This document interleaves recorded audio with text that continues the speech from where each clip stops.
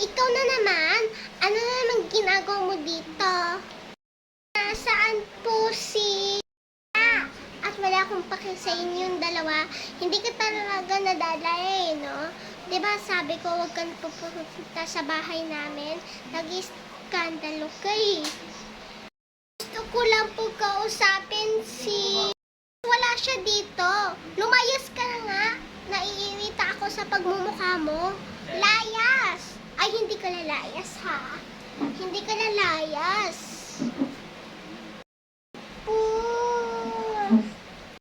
Ate, anong ginagawa mo sa magulang ko? Ano magulang sinasabi mo dyan? Ampon. Okay lang po ba kayo? Huwag mo saktan ang magulang ko.